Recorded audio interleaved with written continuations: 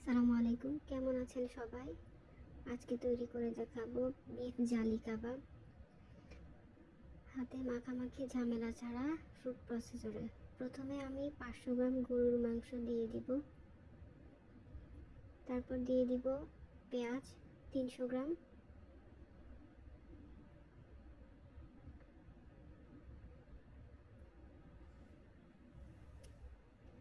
এরপর দিয়ে দিব কাঁচা মরিচ 500, আদা কুচি দিয়ে দিব দুই টেবিল চামচ পরিমাণ, ধনে পাতা দিয়ে দিব 20 গ্রাম, পুদিনা পাতা 20 গ্রাম, ক্যাপসিকাম ছোট একটির অর্ধেক, লবণ দিয়ে দিব পরিমাণ মতো, চিনি দিয়ে দিব 1 টেবিল চামচ, গরম মশলার গুঁড়া দিয়ে দিব 1 টেবিল চামচ, জিরা গুঁড়া, চিলি ফ্লেক্স দিয়ে দিব 1 টেবিল চামচ, গোলমরিচের গুঁড়ো আধা চা চামচ, টমেটো সস 2 টেবিল চামচ, সামান্য পরিমাণে সরিষার তেল, একটি ডিম ফেটিয়ে দিব, পাউরুটি স্লাইস দিব 4 থেকে 5টি,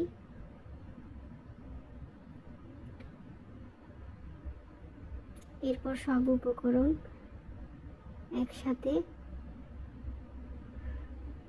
ফুড প্রসেসরে দিয়ে ব্লেন্ড করে নেব। ব্যাস, আর কিছুই করা লাগবে না, কোনো মাখামাখি করা লাগবে না, কিচ্ছু করা লাগবে না। হয়ে গিয়েছে আমার, এই যে একদম সুন্দরভাবে মিক্স হয়ে গিয়েছে। এবার আমি প্লেটে তুলে নিচ্ছি।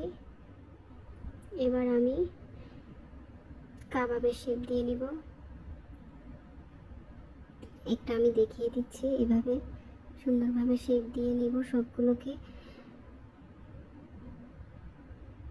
সবগুলো তৈরি করে নিলাম। একটার সাথে একটা লেগে যাবে না তেল দেওয়ার কারণে। বাকিগুলোকে আমি ফ্রোজেন করে রাখবো পরবর্তীতে বানানোর জন্য। এবার চুলায় একটি ভারী ফ্রাই প্যান বসিয়ে দিলাম, পরিমাণ মতো তেল দিয়ে দিব। এবার ছোট সাইজের 4টা ডিম ফেটিয়ে নিলাম সামান্য লবণ দিয়ে। গরম হয়েছে কিনা তেল চেক করে নিলাম সামান্য ডিম দিয়ে।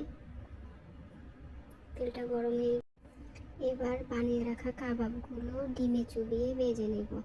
আমি চামচ দিয়ে দিচ্ছি, আপনারা হাত দিয়েও দিতে পারেন। এক এক করে সবগুলো দিয়ে দিব।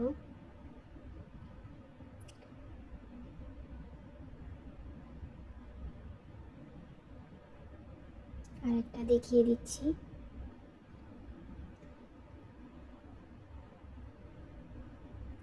এই তো আমার কাবাবগুলো দেয়া শেষ। এবার কাবাবগুলোকে উল্টে দিব।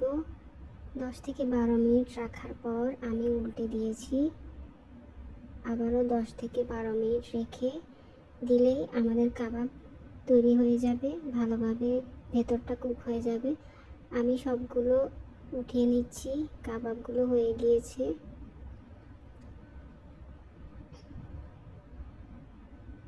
তৈরি হয়ে গেল সুস্বাদু বিফ জালি কাবাব। দেখতে অনেক লোভনীয় হয়েছে।